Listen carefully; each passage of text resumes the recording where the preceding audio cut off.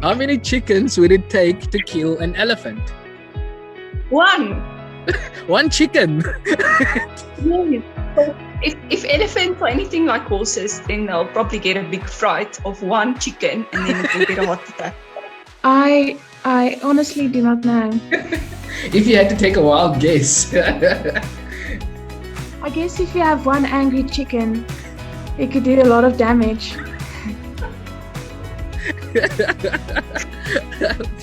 Second question. If a turtle does not have a shell, is it homeless or is it naked? I think naked. Why naked? Because it can still find shelter somewhere. Like it can still find shelter. It's a homeless naked turtle. It can't be both. It has to be one or the other. It's going to be homeless. I would say naked. I guess it would be up to the turtle. All right, Sam. Can you please just share with our listeners who is Samantha? Where is Samantha? What is Samantha?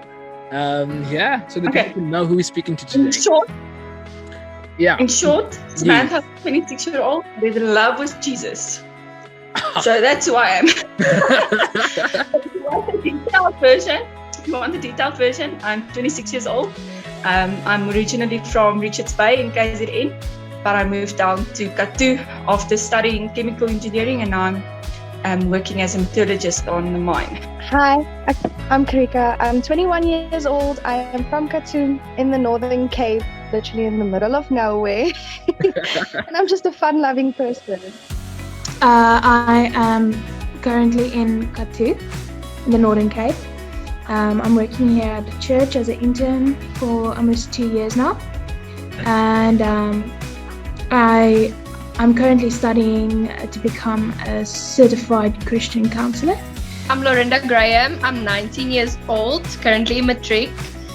I care about people a lot, and that is why I decided to participate in this, because I believe that bullying really is a problem, and I see it in my everyday life, and we have to make a difference. Can you maybe just share with us, were you bullied? How were you bullied?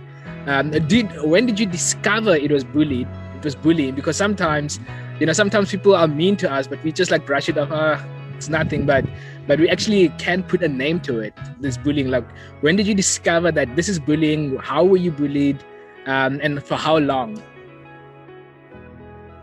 Okay, so it started about, say, grade 5, grade 6.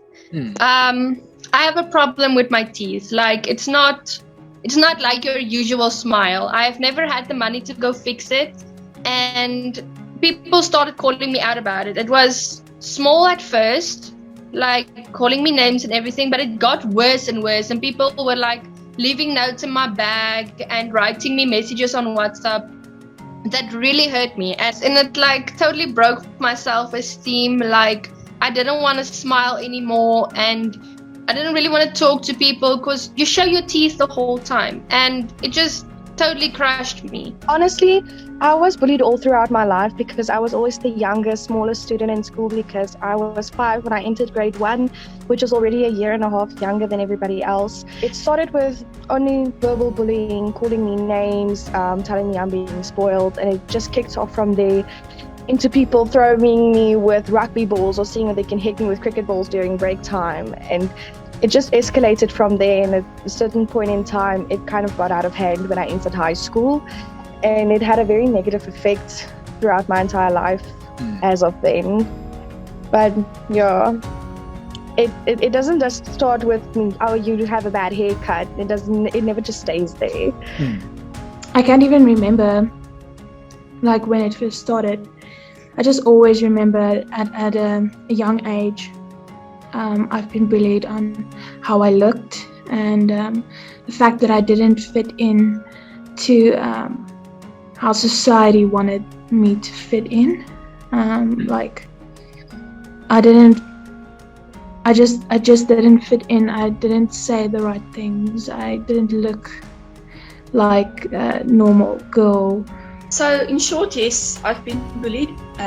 but I've also been on the other side of the person bullying someone. So it happened at various parts of my life.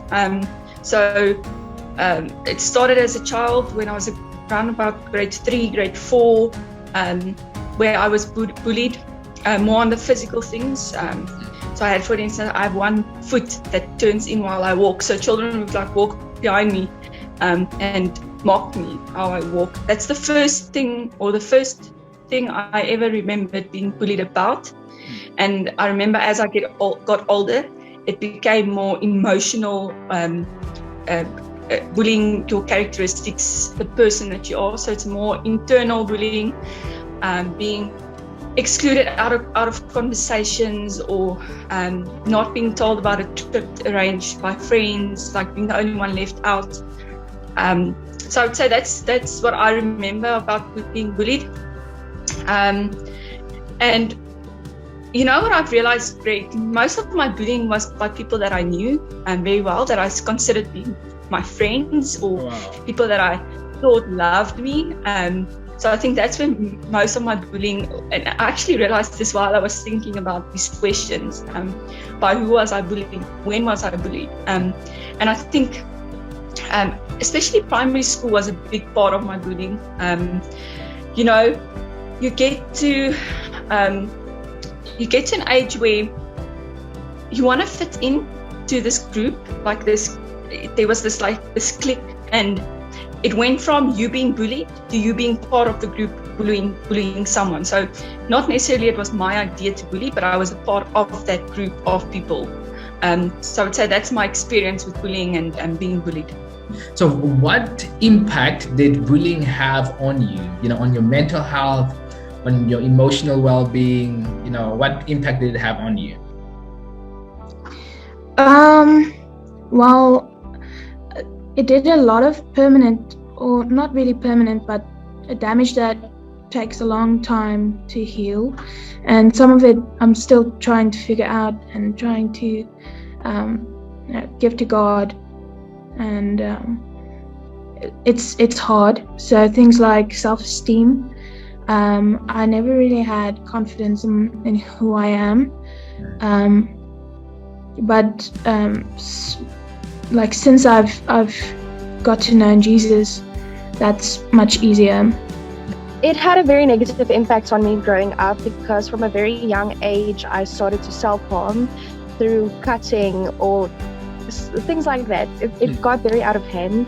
And by the age of 16, I was very suicidal, and then I got admitted to Optima in Bloemfontein, and I was diagnosed with bipolar disorder, and 2 years later again admitted, and then I was diagnosed with temporal lobe epilepsy, which is both caused through trauma.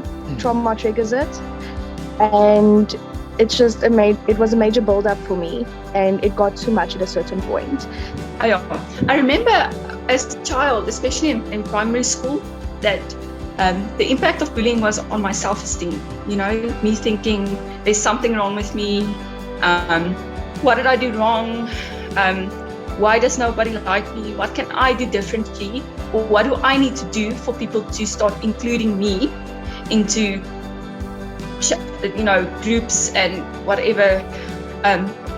And the older I got, I realized that, like I said, my identity is not created by other people, but by myself. So what they say about me should not affect the way I see myself, and should not affect the way that I do things. So I would say that was the biggest impact, is me losing my self-identity, because I try to identify myself in other people. Obviously, there's still a lot of kids being bullied. What do you think can we do to help those being bullied? What do you think schools can do to help those being bullied? To be honest with you, Greg, talking to an adult about it really doesn't always help, because you get adults that's just gonna laugh at it, or just gonna say, you know what, just ignore them. And it doesn't always work that way. You can't just ignore something that is bringing you to the ground. You cannot. And I think that every school should have someone like you were, a counselor, someone, a mentor to talk to. And I know that in my personal experience, bullies are people that also have a rough life. And sometimes they bully others to make themselves feel a little better. Or even though it's wrong, I think we should go to the source of the problems. Like, why is the bully doing this? What is going on in their life? Regarding what schools can do, out of personal experience, only a handful of people took it up seriously when I told them people were picking on me or this were happening. I think schools need to take the initiative to take bullying a lot more seriously, and then just two people arguing, they're gonna get over it. A lot of support from home helps as well, because if you have no support system, it's a major struggle for you.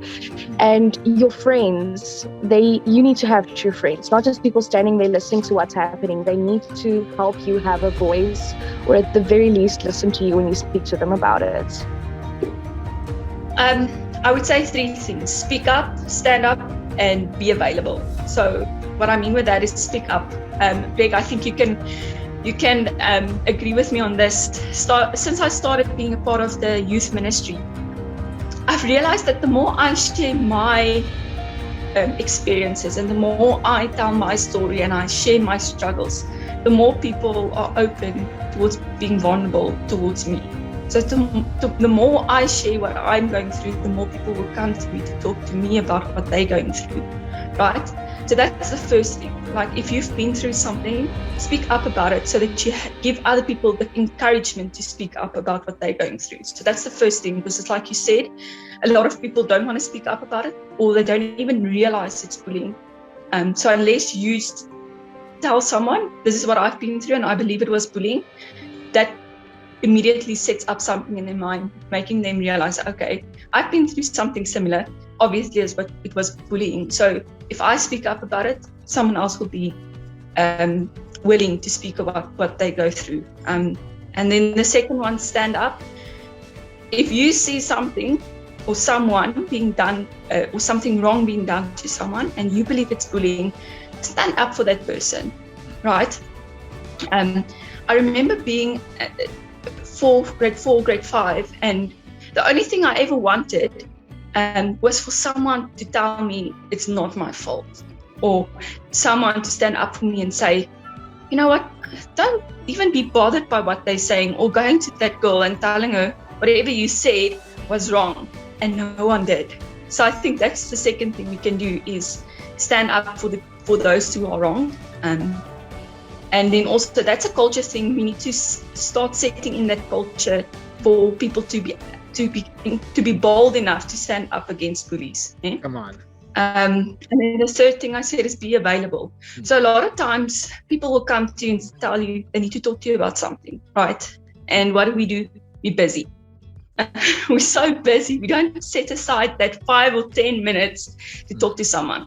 So we need to make ourselves available to listen and to give advice. So I would say that's the 3 things that we can do to really try and to make a difference on this topic. And then my final question for you, Shantalik Mostert. If I could give you a microphone and you were the president of the world and you could address every young person in the world who is being bullied, what word of encouragement would you say to such a young person?